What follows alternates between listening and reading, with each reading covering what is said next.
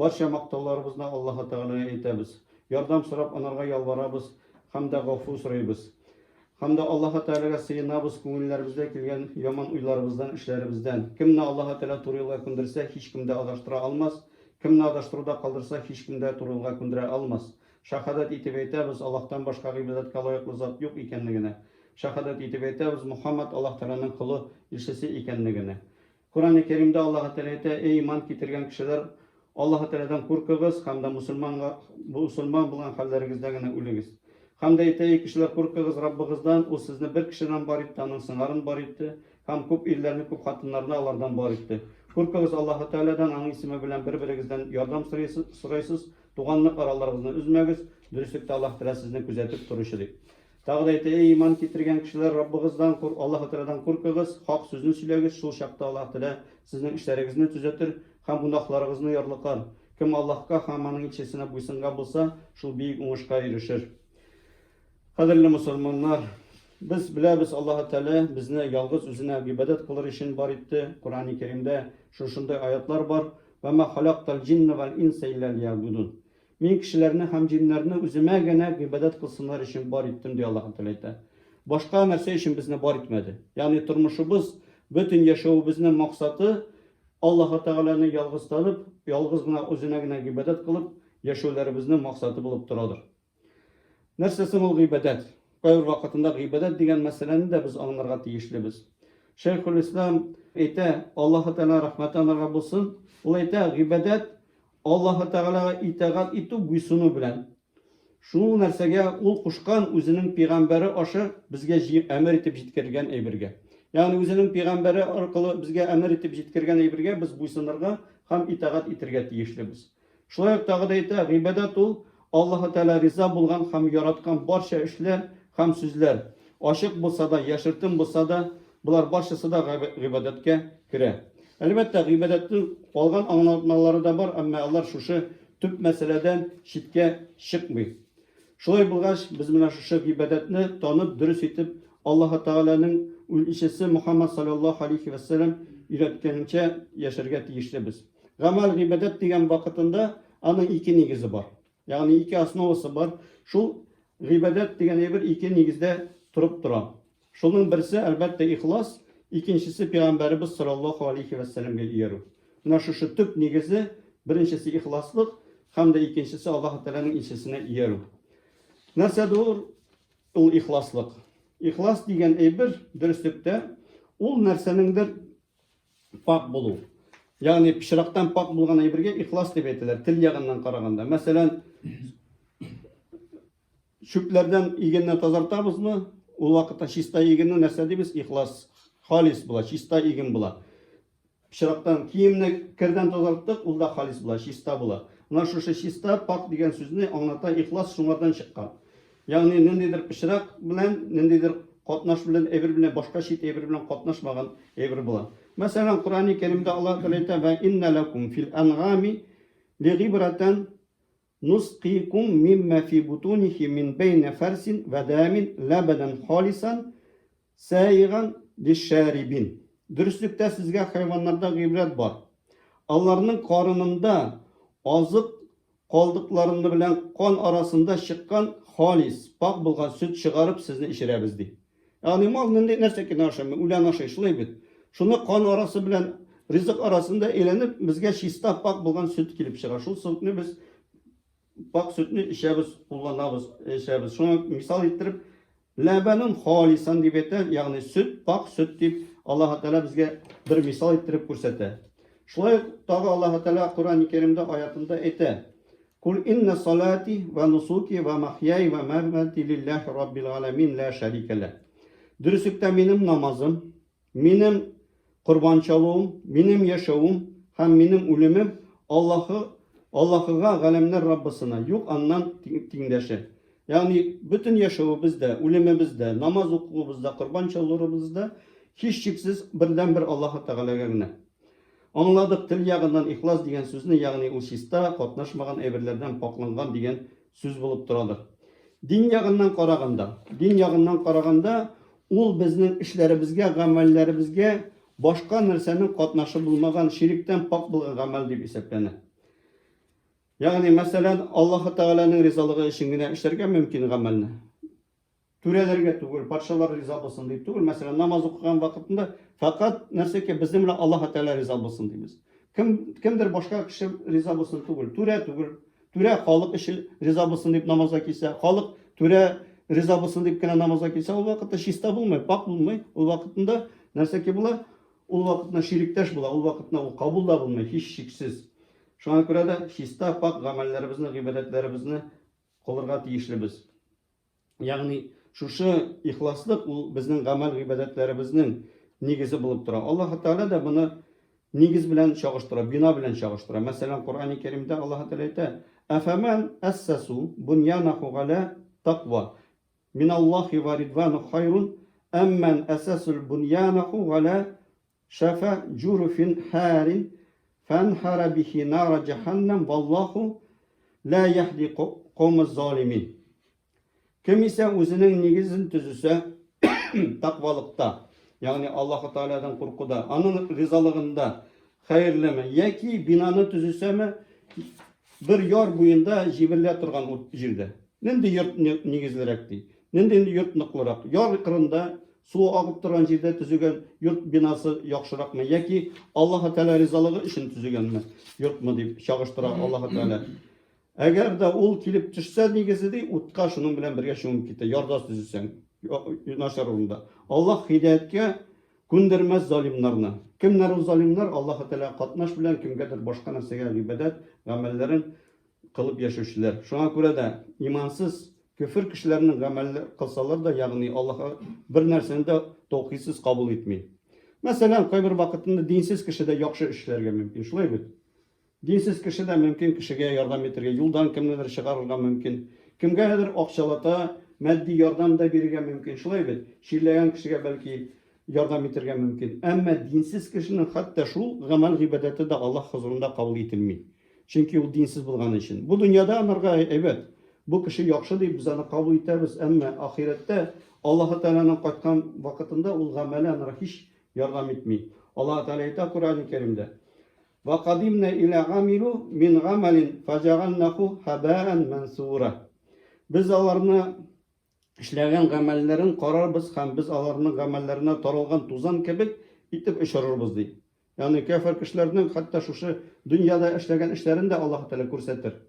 Ama Allah işleyen işleri ya kişiye yarar için, ya ki halkka yarar için, ya ki özünün yağından gına, özüne gına izgilik bulsun deyip işleyen işleri Allah hiç de Allah Rabbimiz karşısında kabul bulmayı. Jil şekillendirip çıkan jil şekillendirip alanın amellerin Allah Teala ışırıp bibere kıyamet gününde tuzan bir tükleri şekillendirip ışıp gider.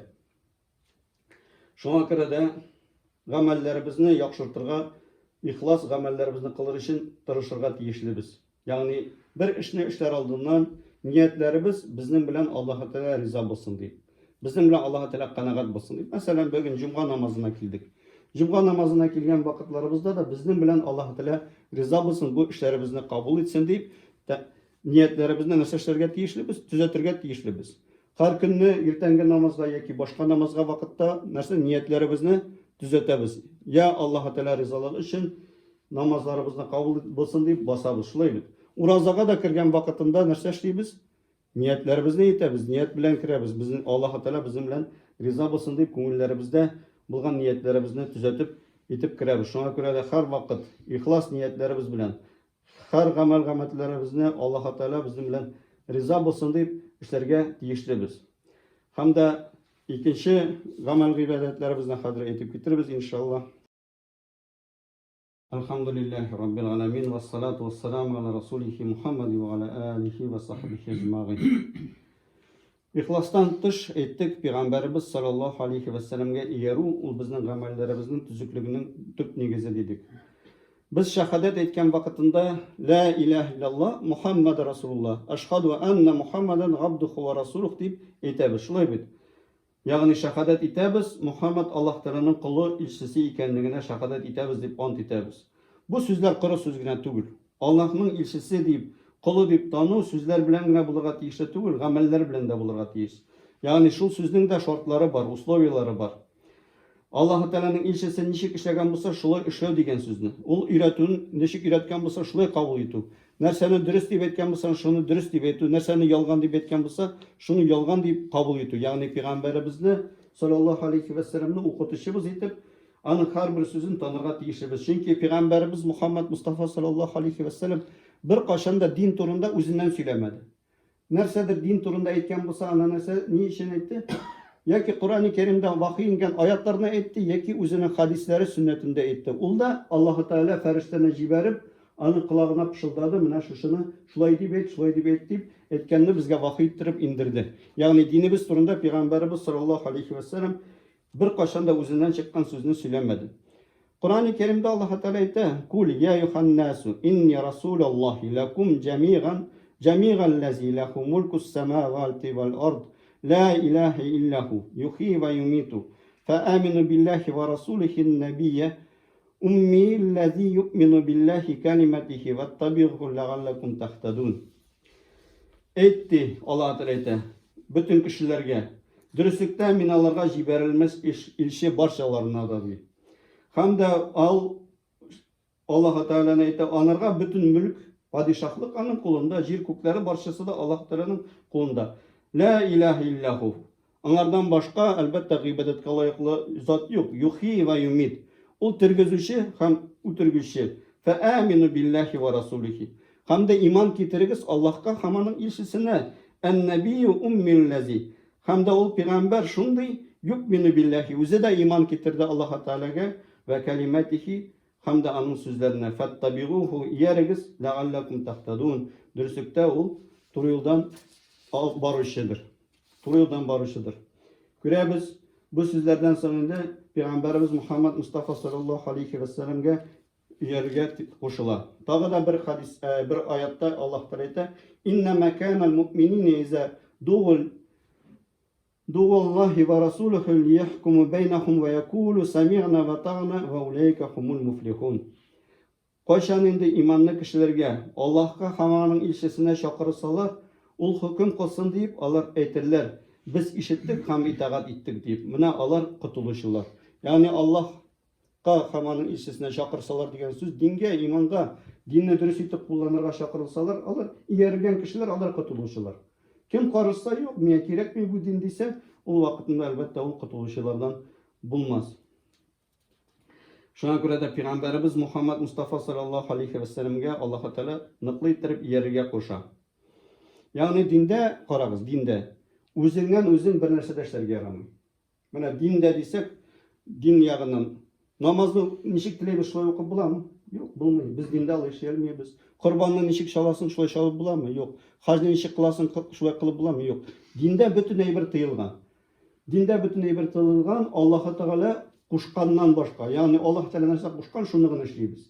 Пәйгамбәребез саллаллаһу алейхи ва саллям ничек өйрәткән, шулай эшләргә тиешлебез. Башкача түгел. Мәсәлән, ул ничек намаз укырга кушкан, шулай укыбыз, шулай бит.